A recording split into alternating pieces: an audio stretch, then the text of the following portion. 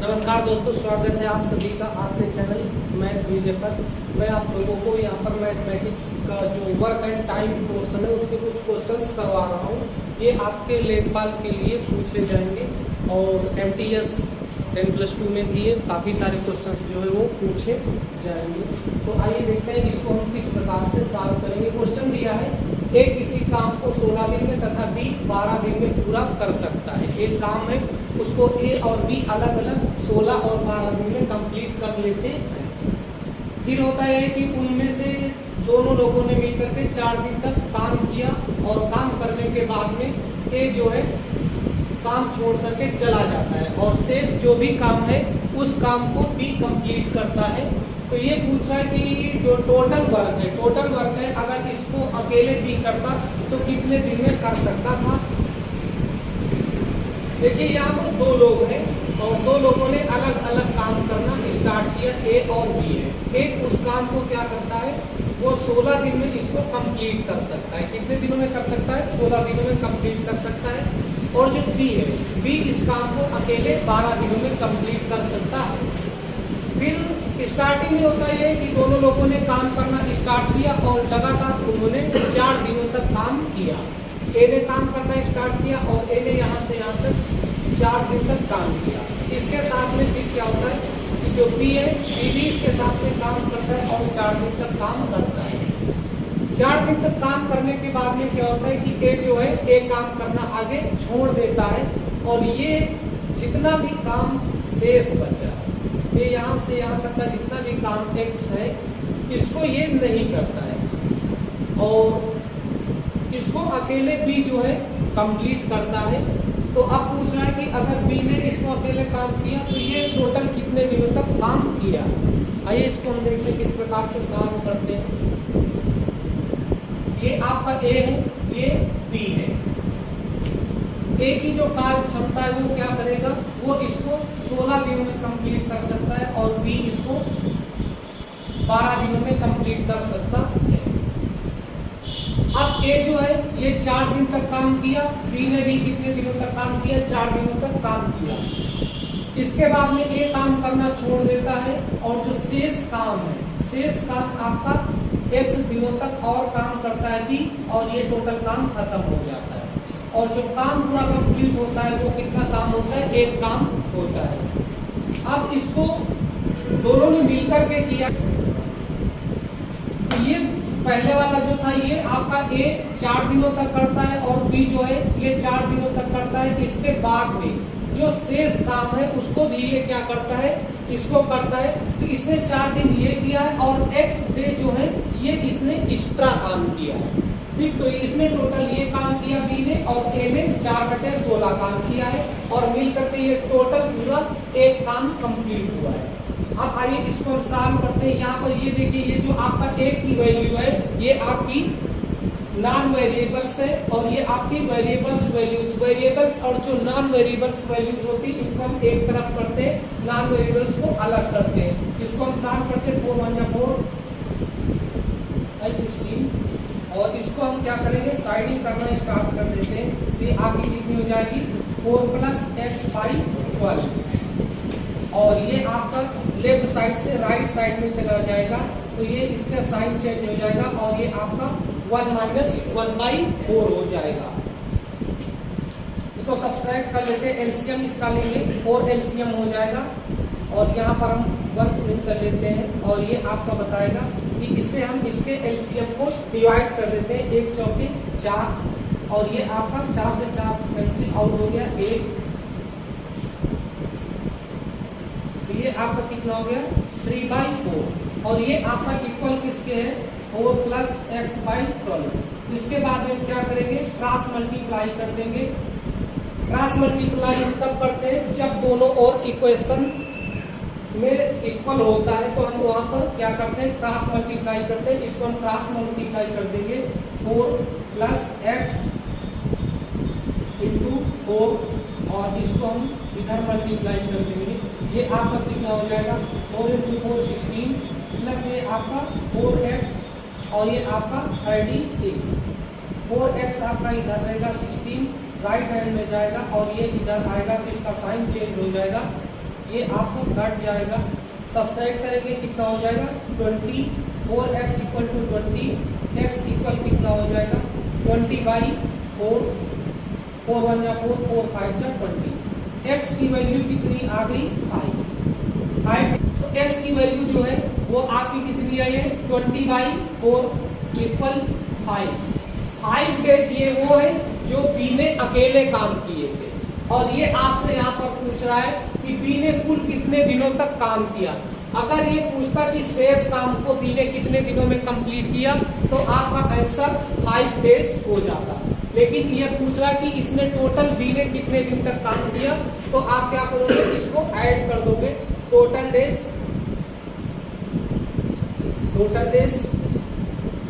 4 days उसने ए के साथ में किए थे, और जो रिमेनिंग वर्क था उसको इसने 5 डेज में कंप्लीट किया। तो इन दोनों को हम ऐड कर देंगे और ये आपके 9 डेज आ गए। यही आपका आंसर होगा। नेक्स्ट क्वेश्चन आपका यहाँ पर दिया है एज का है। इसमें वो आपसे एज के बारे में पूछ रहा है कि इनकी एज में क्या डिफरेंस होगा या क्या इनका ऐड करने पर आएगा। क्वेश्चन बता रहे हैं कि 10 वर्ष पहले ए और बी दो लोग थे, और उनकी आज से जो वर्तमान एज है उससे 10 साल पहले उनकी आयु का जो रेशियो था वो कितने का था 3 और 2 का रेशियो था। 10 वर्ष के बाद में उनकी आयु का अनुपात जो है वो कितना हो जाता है 4 और 3 का रेशियो हो जाता है। तो पूछ रहा है कि उनकी वर्तमान आयु का जो योग है सम है वो कितना होगा। ये आपका ए है और ये बी है। इसमें बता रहे हैं कि ए व बी की आयु का जो रेशियो है वो कितने का है 3 का और 2 का है। 3 और 2 का है। ये कब की बात है, ये आज से 10 साल पहले की बात है। अगर आपसे ये कहा जाए कि आज आपकी उम्र 10 साल है, तो 8 साल पहले आप कितने के थे 2 साल के थे, आप क्या करते हो सब्ट्रैक्ट कर देते हो। तो ये जो रेशियो आपका बता रहा है, ये रेशियो आपका कितने का है, ये 10 साल पहले का बता रहे हैं। 10 साल पहले का बता रहे हैं, तो इसका मतलब क्या है कि इसमें आप 10-10 साल ऐड करोगे, तभी तो आज की आपको एज पता चल पाएगी। तो ये आपकी क्या है रेशियो है। रेशियो मैंने आपको बताया कि अगर किसी भी आप अल्फाबेट का यूज करते हो तो ये आपका नंबर में चेंज हो जाएगा। तो इसमें आपने क्या किया, दोनों में आपने bb ऐड कर दिया, ठीक, b से आपने इसको मल्टीप्लाई कर दिया, ये आपके डिजिट में चेंज हो गया। अब इसमें आप क्या करोगे 10 वर्ष पहले का बता रहे हैं, तो 10-10 आप इसमें क्या करोगे ऐड कर दोगे। दोनों में आपने क्या किया 10 वर्ष और 10 वर्ष आपने ऐड कर दिया। अब कह रहे हैं कि तथा 10 वर्ष बाद उनकी आयु का अनुपात कितना हो जाएगा। ये जो भी आपकी दोनों एज आई है, ये एज कब की है, ये आपकी प्रेजेंट की एज को बता रहा है। अब ये कह रहा है कि आज के 10 साल के बाद में, इसका मतलब क्या है कि अगर आज आपकी उम्र 10 साल है तो 10 साल के बाद में आपकी उम्र कितनी होगी 20 साल।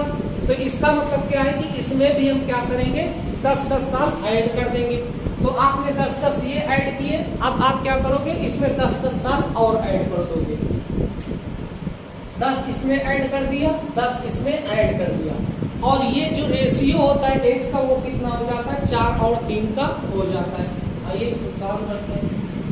ये आपका 3b और ये आपका 10 कितना हो जाएगा 20/, ये आपका कितना हो जाएगा 2b प्लस 10 कितना हो जाएगा 20, और ये इक्वल किसके है 4/3 के, ठीक। अब ये देखो आपका इक्वल आ गया, फिर हम क्या करेंगे इनका क्रॉस मल्टीप्लाई कर लेंगे। 3 3 जा 9b प्लस 3 2 जा 4 से आप इसको मल्टीप्लाई करोगे, 4 2 जा 8b, और ये आपका कितना हो जाएगा 20 × 4 80। अब आप क्या करोगे इनको एक तरफ साइडिंग करोगे, बोलते रहो बेटा, बोलने के लिए थोड़ी कोई दिक्कत है वीडियो, ठीक। इधर आ जाओ। अब आप क्या करोगे इनको एक तरफ साइड में लाओगे, ये आपका लेफ्ट साइड में आ गया 9b माइनस 8b, और ये आपका कितना 80, और ये आपका माइनस का 60 हो गया। तो ये आपका b कितना आ गया 20 की। b जो आपकी वैल्यू है वो आपकी कितनी आई है 20 की आई है, और ये आपकी वर्तमान बता रहा है कि 10 वर्ष बाद, तो उनकी आयु का योग, ये जो आपका योग है ये किस आयु को पूछ रहा है, वर्तमान का पूछ रहा है कि 10 साल बाद वाले का। तो ये देखो उनकी आयु का योग कितना होगी, ये बाद की आयु का पूछ रहा है, ठीक। तो हम क्या करेंगे, ये जो आपकी आयु आई है ये 3v + 20, इन्हीं में हम क्या करेंगे, v की वैल्यू को पुट करेंगे। ये आपका कितना हो जाएगा 3v + 20 और ये आपका कितना हो जाएगा, ये आपकी a की एज है और b की एज जो है वो आपकी कितनी है 2v + 20, v की वैल्यू पुट कर देंगे 3 × 20 + 20 और ये आपका कितना है 2 × 20 + 20, 3 2 जा 6, 60 + 20 और ये आपका कितना हो जाएगा, सबसे पहले हम इसमें मल्टीप्लाई करेंगे। तो यहाँ अगर आपको ज्यादा मात्रा में साइन मिलते हैं तो आप वहां पर बाडवास का अप्लाई करेंगे। ये आपका 60 और 20 कितना हो जाएगा 80 हो जाएगा और ये आपका 40 + 20 ये आपका कितना हो गया 60। अब आपसे पूछा दोनों की आयु का योग, तो a + b को आप क्या करोगे ऐड कर दोगे, a + b को आप ऐड कर दोगे 80 + 60, ये आपका कितना हो गया 140 ईयर। यही आपका आंसर हो जाएगा। कितना नहीं 70 नहीं है। यहाँ पर देखो एक क्वेश्चन दिया है, एवरेज का क्वेश्चन है, कह रहा है कि 6 संख्याओं का औसत कितना है 12 है और उसमें कह रहा है कि ये प्रत्येक संख्या में 2 कम कर दिया जाए तो नया औसत क्या होगा। तो जब भी ऐसा क्वेश्चन आता है तो आप क्या करोगे, यहाँ पर मैंने आपको बताया था कि जो भी आपका ये दे रहा है घटाने के लिए, जोड़ने के लिए, गुणा करने के लिए, भाग करने के लिए, इसका डायरेक्ट प्रभाव आपके औसत पर पड़ेगा। यहाँ पर ये आपसे बोल रहा है कि इसमें आप 2 घटा दो, हर डिजिट में आप 2 घटाओगे तो आपका क्या होगा कि एवरेज में ही आपका 2 कम हो जाएगा, ठीक। एवरेज में आप 2 कम कर दो, जो आपका 12 था वो आपका क्या हो जाएगा 10 का हो जाएगा, ठीक। और इसको आप समझ लो कि कैसे होगा। जैसे एक तरह की 6 संख्याओं का औसत कितना है 12 का है, ठीक। 6 संख्याएं हैं और वो 12 का औसत का मतलब कि हर संख्या जो है वो 12 की होनी चाहिए। एक 12 है, दूसरी आपकी फिर 12 है, तीसरी 12 है, चौथी 12, पांचवी 12 और छठी कितनी हो गई 2 3 4 5 6 संख्याएं हैं और ये सब 12 की हैं।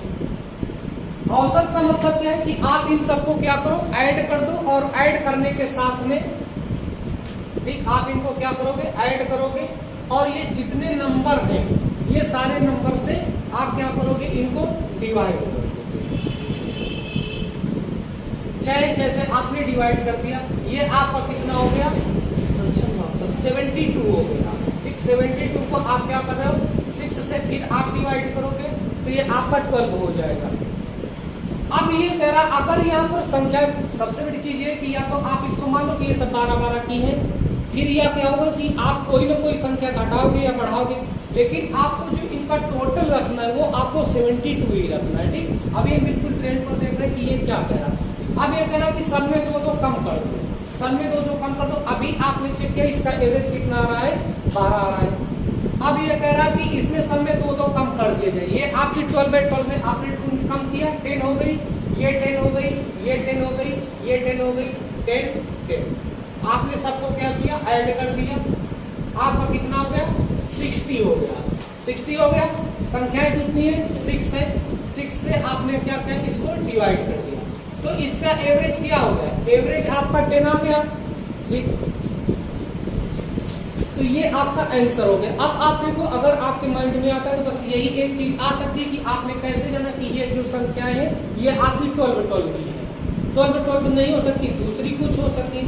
अब मैं आपको थोड़ा बताता हूँ। जैसे ये आपकी 12 है, ठीक। तो 12 को आपने क्या किया कि 2 संख्याएं आपने पहले ली, एक 12 ली और दूसरी आपने 12 ले लिया। अब एक को आप क्या कर रहे हो, एक को आपने क्या किया +3 ऐड कर दिया। पहली जो कंडीशन है 2 कंडीशन इसमें बनती है, एक में आपने क्या किया +3 ऐड कर दिया तो आप क्या करोगे दूसरे में आप 3 माइनस कर दोगे, ठीक। तो ये आपका कितना हो गया 15 हो गया और ये आपका कितना हो गया 12 में आपका 3 चला गया 9। ठीक, अब आप इसको ऐड करोगे तो कितना होगा 24 हो जाएगा। ठीक, 24 को आप 3 से करोगे, 2 संख्याएं तो 2 से आप करोगे 12। एवरेज फिर भी 12 आ रहा है, लेकिन इसमें आपने क्या किया बिल्कुल बैलेंस करके घटाया बढ़ाया, जितना एक में घटाना था दूसरे में आपने सेम बढ़ाया है। अब आप क्या करोगे दूसरा अगर कोई आपको काम करना है तो आप क्या करोगे कि इसी में ज्यादा करोगे। अब जैसे ये आपकी 12 12 12 12 12 12 1 2 3 1 2 3, आपने क्या किया कि इसको आपने 7 कर दिया, 7 कर दिया तो एक आपकी 5 बढ़ रही, आपने क्या किया इसमें आपने 5 कम कर दी। ठीक, 5 आपने इसमें कम किए तो आपने क्या किया 2 इसमें ऐड कर दिया, 3 आपने इसमें ऐड कर दिया। ठीक, तो ये आपकी कितनी हो गई 14 हो गई और ये आपकी कितनी हो गई 15 हो गई। ठीक, अब आप इसमें जो है इसमें आप क्या कर रहे हो, आपने इसको डायरेक्ट क्या कर दिया 6 इसमें आपने बढ़ा दिए। अगर आप इसमें 6 बढ़ा रहे हो तो ये आपकी कितनी हो गई 18। आप इसमें क्या करना है कि 6 आपको कम करना है। अब चाहे आप 5 1 कम करो, चाहे आप 4 2 कम करो, चाहे आप 3 3 कम करो, कुछ भी आप कम कर सकते हो। ठीक, तो अब आपको इसमें क्या करना है 6 कम करना, आपने इसमें 4 कम कर दिए, ये आपकी क्या हो गई 8। और इसमें आपने क्या किया 2 आपके बच्चे तो आपने इसमें और कम कर दी तो ये आपका कितना हो गया 10 हो गया। ठीक, संख्याएं आपकी नई तैयार कौन सी 7 है 14 है 15 है 18 है 8 है 10 है, टोटल कितनी संख्याएं हैं 6 है। इनको आप ऐड करोगे, इनको आप ऐड करोगे कितना होगा।